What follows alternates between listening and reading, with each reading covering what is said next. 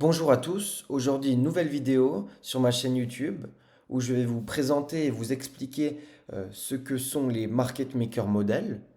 Donc les market maker modèles sont des modèles que nous retrouvons sur les graphiques et qui grâce à eux nous pourrons prendre des trades euh, tout en sécurité et pour pouvoir réussir nos trades. Donc qu'est-ce que des market maker modèles? Déjà, il faut savoir qu'il existe deux types de market maker model. Tout d'abord, il y a le market maker sell model et le market maker buy model. Ce sont des mêmes modèles, euh, sauf de sens différents. Tout d'abord, nous avons le market maker sell model. Donc, qu'est-ce que le market maker sell model? Le market maker sell model, euh, c'est le modèle de vente du market maker sell model offre un cadre pour comprendre les mouvements de prix sur les marchés financiers à travers ses composants distincts côté achat et côté vente. Nous pouvons voir ici euh, sur ce graphique euh, ce que c'est un market maker sell model. Donc tout d'abord, nous pouvons voir qu'il y a un côté achat et un côté vente. Donc le côté achat de la courbe monte et vise la liquidité d'achat au-dessus des sommets précédents. Donc le but du market maker sell model euh, sera tout d'abord d'avoir une phase montante où nous irons chercher de la liquidité pour ensuite avoir une phase de vente, une phase descendante, et c'est cette partie qui va nous intéresser. On peut voir notre market maker sell model comme une courbe ici. Nous pouvons voir une courbe qui va vers le bas euh, et qui est composée donc d'un côté d'achat et d'un côté de vente. Le côté de vente, c'est la courbe qui descend donc et qui recherche la liquidité de vente positionnée sous les anciens creux. Donc, lorsque nous sommes venus chercher la liquidité, lorsque nous sommes venus monter, nous avons créé beaucoup de liquidité. Nous pouvons voir ici, il a la liquidité, ici, il a la liquidité. Donc, le but dans ce market maker sell model est donc de revenir chercher cette liquidité. Et nous, ce qui nous va nous intéresser, c'est donc cette phase descendante. Nous irons chercher donc des positions pour pouvoir profiter de cette liquidité. Il y aura forcément beaucoup de volatilité et c'est ce que nous recherchons. Donc pour les phases du market maker sell model et du market maker buy model aussi, je vous rappelle que c'est la même chose. Tout d'abord, il y a une consolidation initiale. Donc le market maker sell model commence par une phase de consolidation où des creux relativement égaux sont formés. On peut le voir ici, j'ai fait un schéma. Ceci est une consolidation. Donc on peut voir ici, il y avait notre consolidation, c'est ça. Quand le prix fait des bas de plus ou moins même hauteur et le prix fait une sorte de range. Donc ici, dessous, il y aura extrêmement beaucoup de liquidité. Ensuite, il y a une expansion du marché et retracement. Donc le marché, il va s'étendre ensuite vers le haut. Il subit souvent un à 3 retracements du côté gauche de la courbe. Chaque mouvement haussier attire plus d'intérêt d'achat, accumulant davantage de positions. Donc, en fait, plus on va monter, plus il y a de gens qui vont acheter. Et donc, plus il y aura de SL dessous, et donc plus il y aura de liquidité. Et plus il y a de liquidité, plus le marché va vouloir prendre cette liquidité.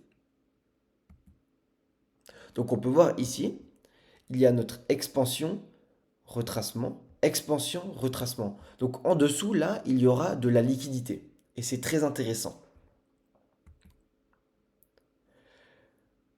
Ensuite, il y a la transition de l'achat à la vente. Finalement, le marché atteint un niveau critique où il passe d'un programme d'achat à un programme de vente. Cette transition se produit car les acheteurs qui ont profité du mouvement haussier ont maintenant leur ordre de stop loss positionné sous les récents creux. Donc ici, les acheteurs, ils auront leur stop loss. Ici, ici, ici. Or, nous sommes venus chercher de la liquidité et nous allons donc entamer la phase descendante de notre courbe.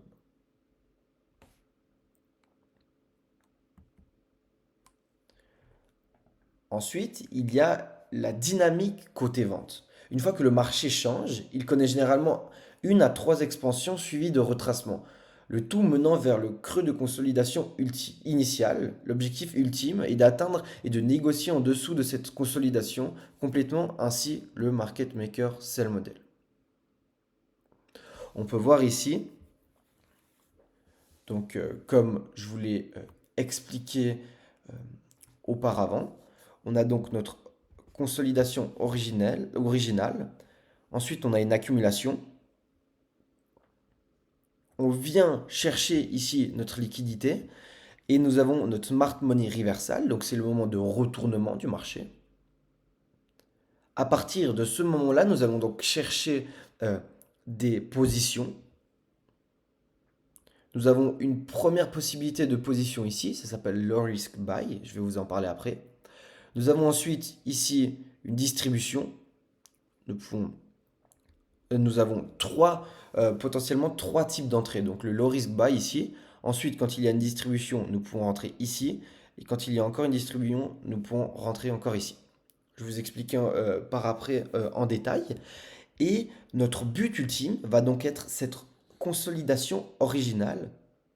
Et donc, c'est ici qu'il y aura beaucoup de liquidité. Nous avons ici des equal lows. Les equal lows sont des aimants pour le prix. Ici, nous pouvons voir donc notre market maker buy model. Ceci est la même chose à l'inverse. Notre consolidation, accumulation, on descend, renversement et on monte. On peut vraiment voir ceci comme une courbe. Nous avons la phase descendante de la courbe, le reversal et la phase de montée de la courbe.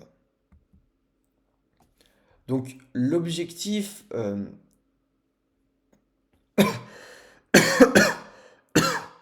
donc oui, juste, il faut savoir que le market maker sell model et le market maker buy model, c'est exactement la même chose. Et donc, l'objectif est de comprendre comment les market makers manipulent l'action des prix pour créer de la liquidité. Donc, comme je vous l'ai présenté, le prix, il est manipulé par des banques, par des institutions, et non par des particuliers. Les particuliers, c'est de la dump money. Donc, le marché, les institutions, etc., va donc créer de la liquidité pour pouvoir piéger la dump money. Donc, les personnes qui tradent comme vous et moi, donc avec un petit capital comparé à ce que eux ils tradent. Donc, ils vont manipuler pour ensuite venir chercher de la liquidité.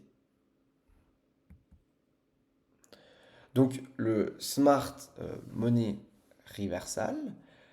Le smart money reversal, donc, ce produit à des niveaux de prix clés pendant des fenêtres temporelles spécifiques, je vais vous expliquer après, indiquant des inversions potentielles provoquées par l'argent intelligent.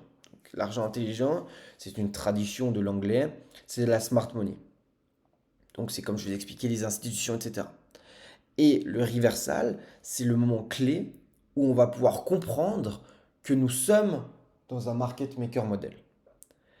Il est important de reconnaître ces inversions car ça aide à nous aligner du bon côté du marché.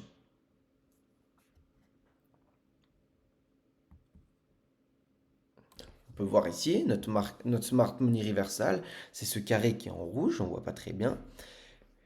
Et c'est à partir de là que le marché va donc se retourner.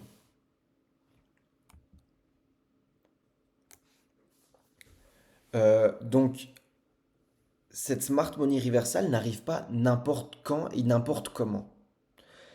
Il faut que ça arrive dans un niveau de prix clé. Donc, il faut identifier les pools de liquidité basés sur les temps et les structures de prix à plus long terme. Par exemple, les déséquilibres higher time frame. il faut aussi une prise de liquidité. Il faut une prise de liquidité, que ça soit des kill zones, de la kill zone d'Asia Session, de Londres ou encore des cycles temporels. Je vais vous expliquer dans une prochaine vidéo, mais il faut savoir que sur les marchés, il y a différents cycles et ces cycles euh, vont se baser sur d'autres cycles pour prendre de la liquidité. Donc ici, je vais expliquer, le smart money reversal va arriver lorsque nous avons pris de la liquidité. Car il faut se rappeler pourquoi le marché bouge. Il y a 4 raisons pour que le marché bouge. Créer de la liquidité, retourner dans une zone de 50%, retourner dans une FVG et prendre de la liquidité. Donc le prix est venu prendre de la liquidité. Plus nous allons voir après, il va venir prendre une FVG, une zone de déséquilibre, pour se retourner. Pour ensuite aller reprendre cette liquidité. Donc, comme je vous l'ai expliqué, il faut des imbalances, des higher time frame imbalances, donc des zones de demande. Euh, donc, l'objectif est donc que le marché cherche généralement à retracer dans ces gaps avant de continuer dans la direction anticipée. Donc, comme je vous l'ai dit, le prix va donc faire sa courbe, ici, venir dans notre zone qui est en bleu, qui est une zone de demande, d'inefficience, d'imbalance, ici une FVG, pour ensuite se retourner. Donc les FVG, ils se forment lorsque le marché s'étend dans une direction, créant des zones où le prix n'a pas encore retracé. Donc ça va être une zone importante. À ajouter à cela, les corrélations. Il faut savoir que dans les marchés, il y a des relations intermarchés, donc des relations entre différentes paires. Par exemple, cela nous aide à analyser le comportement des marchés corrélés ou inversement corrélés pour identifier les écarts par rapport au modèle attendu. Par exemple, les fortement corrélés, nous avons le Nasdaq et l'IS. Donc le comportement qui est attendu, c'est qu'il devrait former des sommets et des creux simultanément. Donc le SMT va donc être un ajout pour nous aider à pouvoir identifier un retournement. Donc, Smart Money Technique, SMT, est une fissure dans la corrélation du marché. Donc, toutes les fissures dans les corrélations ne sont pas significatives, mais celles qui sont alignées avec la narration générale et les points d'intérêt sont significatives. Donc, comme je vous l'ai dit, hein, il faut toujours aligner le prix et le temps. Si on a une SMT, c'est bien beau, mais il faut avoir une SMT au bon moment et sur une bonne chose. Ici, nous avons un exemple. Nous avons une SMT. Ici, ça c'est le Nasdaq. Et ça c'est l'IS. Et l'IS, il a fait une SMT pour venir chercher une FVG. Donc, qu'est-ce que nous attendons? Nous attendons, nous voyons que le prix ici a été. Nous sommes venus chercher à l'IS et ici pas. Donc, ça nous montre un potentiel retournement. Et c'est ce que le marché a fait, excusez-moi. Il nous faut aussi des patterns d'entrée. Car c'est bien beau d'avoir notre modèle, euh, de savoir où le prix va, mais il faut savoir quand rentrer. Et nous avons des patterns d'entrée. Donc l'objectif est de présenter des modèles d'entrée à plus haute probabilité pour les traders. Il faut mettre le plus de chances de notre côté. Nous avons donc ce qui s'appelle des achats à faible risque et des ventes à faible risque. C'est le premier point d'entrée dans un modèle d'achat de market maker model. Donc un achat à faible risque, c'est dans un market maker buy model, et une vente à faible risque dans un market maker sell model. Confirmation. Il faut aussi une confirmation. Quelque chose qui va rajouter les chances de notre côté, qui va optimiser les chances. Les deux entrées sont généralement confirmées par le premier changement de structure de marché, MSS. Donc c'est un market Attends, market. Voilà, une cassure du marché, un changement de marché. Excusez-moi, j'ai un blanc. Market structure shift, voilà. Ou un changement d'état de livraison, un CISD.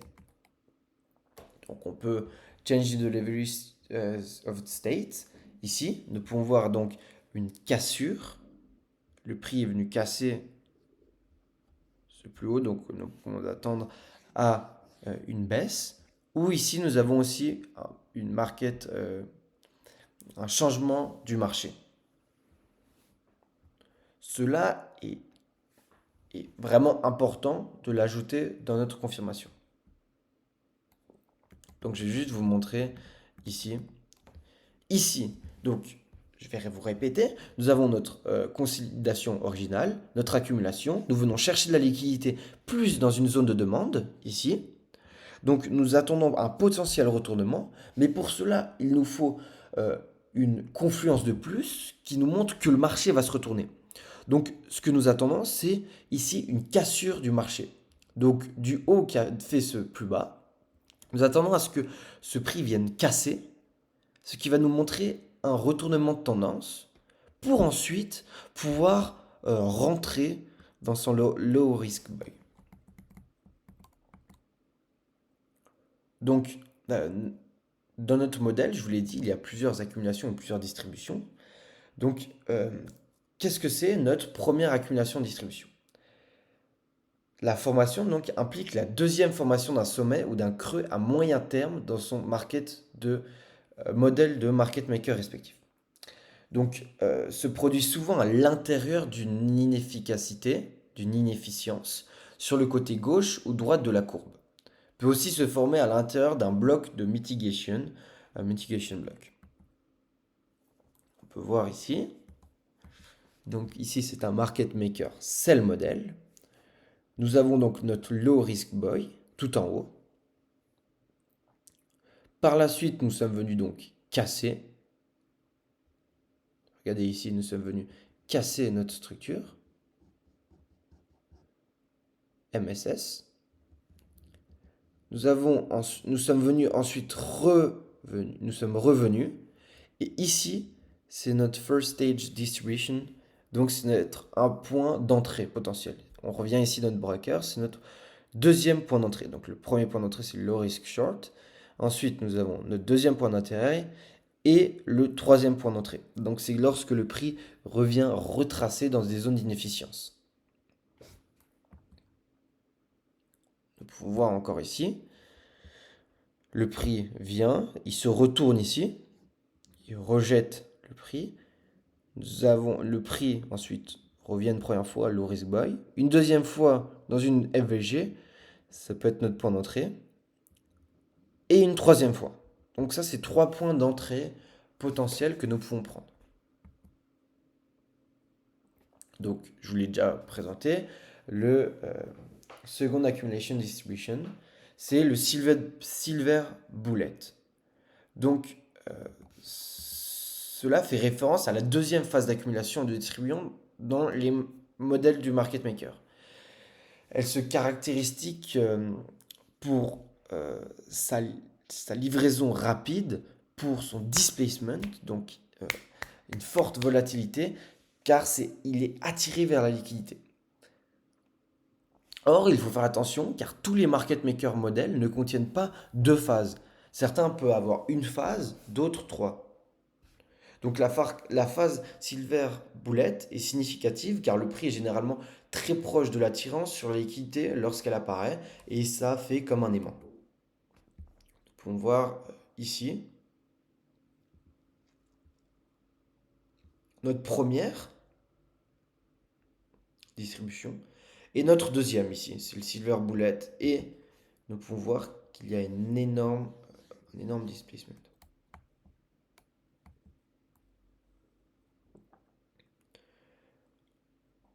Or, je vais vous montrer, sur le marché que j'ai fait ici. Donc le silver bullet, ce serait ici. On peut voir que lorsque le prix vient ici, il est très proche de cette liquidité et donc ça fera comme un aimant en fait. Plus on se rapproche de l'aimant, plus il y aura une force qui va nous attirer vers celui-ci.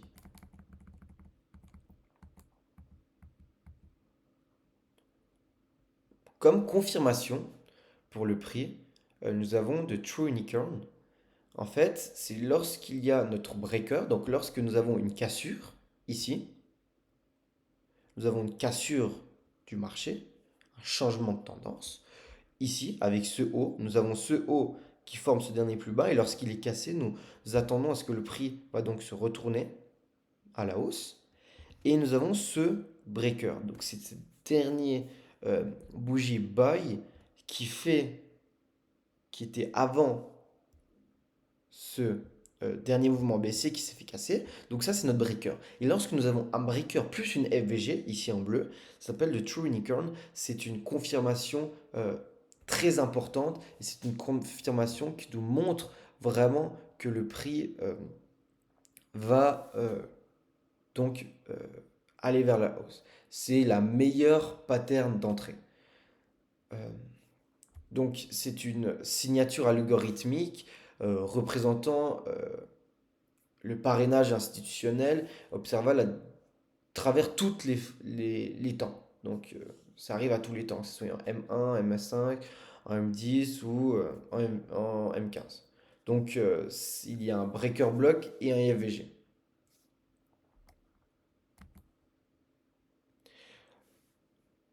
Vous avez certainement déjà entendu qu'il faut euh, aligner le temps et le prix, time and price. Et c'est ce que je vais vous parler maintenant. Il faut, euh, nous avons donc des market maker modèles, mais il faut les mettre en relation avec les macros, avec le temps. Cette section traite l'utilisation des périodes de temps macro dans les modèles du market maker. Spécifiquement le temps d'intérêt. Donc le temps d'intérêt, time of interest, TOI. Et donc c'est les périodes de 30. En fait, il faut savoir que il y a des périodes durant la journée qui seront plus propices à du displacement, à de la volatilité. Et il ne faut pas trader à n'importe quel moment. Il y a des heures définies qui vont donc simplifier notre vie et qui vont nous ajouter des confluences. Donc nous avons les périodes de 30 minutes de chaque heure, donc 45 à l'heure d'après quart, sert à deux fonctions principales, le renversement et l'expansion. Par exemple, nous avons entre 12h40 et 13h15, Smart Money Reversal se produit, confirmant le côté droit de la courbe. Par exemple, nous pouvons avoir, ça c'est un exemple. Regardez ma flèche ici, nous retournons, nous sommes en phase baissière. Ensuite, entre 12h45 et 13h15, nous avons Smart Money Reversal. Et donc, ça, il se produit souvent entre 12h40, il peut se produire pardon, entre 12h45 et 13h15, et ce qui va confirmer notre côté droit de notre courbe. Nous avons aussi 9h45 et 10h15, donc c'est le moment de la journée où il y a le plus de liquidité, donc, parce que c'est l'ouverture des marchés, donc forcément à ce moment-là il y aura une forte expansion. Or, si le marché de monnaie reversal se produit en dehors d'un time of interest, donc ça sera le prochain time of interest qui devrait montrer une expansion sur le côté droit de la courbe. Par exemple, dans un market maker buy model, regardez ma flèche, si on descend, on fait notre smart money reversal, mais c'est pas dans un temps que nous voulons. Il faut donc que le prochain time of interest, il faut que nous pensons que le prochain time of interest va donc aller vers le haut. Maintenant que je vous ai expliqué tout ça, je vais vous faire donc un petit résumé. Et il faut qu'à chaque fois que vous voulez rentrer dans un trade, que vous vous posez cette question. Est-ce que j'ai mon higher time frame draw on liquidity?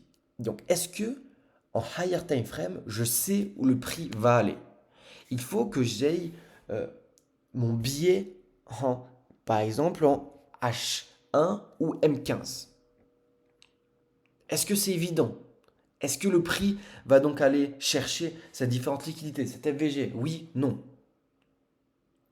Ensuite, est-ce que l'order flow, il est clair? Est-ce que c'est dans un point d'intérêt. Est-ce que le prix vient dans une FVG? Oui ou non? Est-ce qu'il y a l'autre temps? Est-ce que le temps est avec nous? Est-ce que nous avons une SMT qui va donc nous rajouter une confluence? Est-ce que nous avons une MSS ou une CSD? Est-ce que c'est évident? Oui, non. Est-ce que j'ai une modèle d'entrée? Est-ce que j'ai notre modèle euh, unicorn que je vous expliquais avant? Oui ou non? Est-ce que nos targets sont définis? Oui et non. Et si tout est oui, nous pouvons exécuter notre trade. Donc, je vais donc vous résumer tout cela encore une fois. Donc, nous avons tout d'abord une accumulation. Excusez-moi.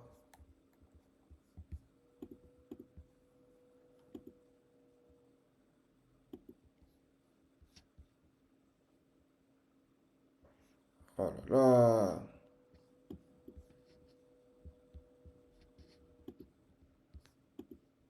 Donc, tout d'abord, nous avons notre accumulation, le prix, notre consolidation, où le prix va donc créer de la liquidité.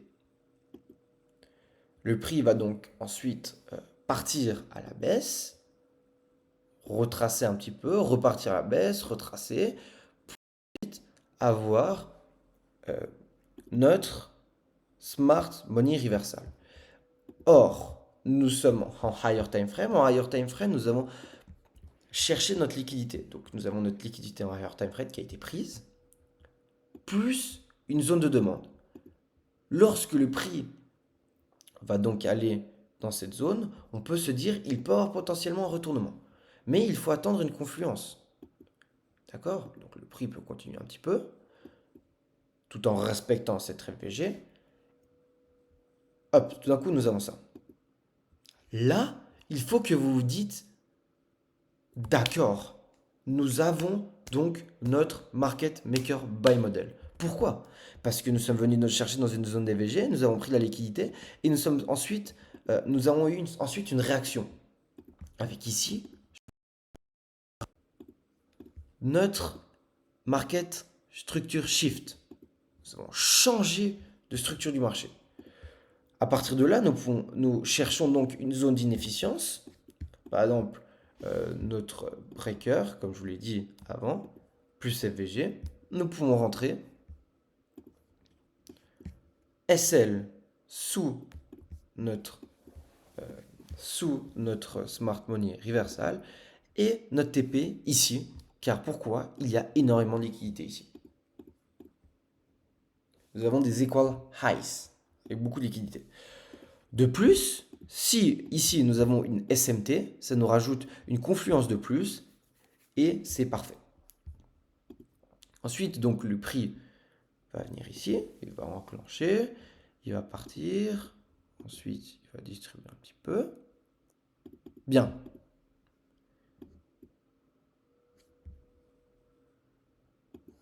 Il va continuer.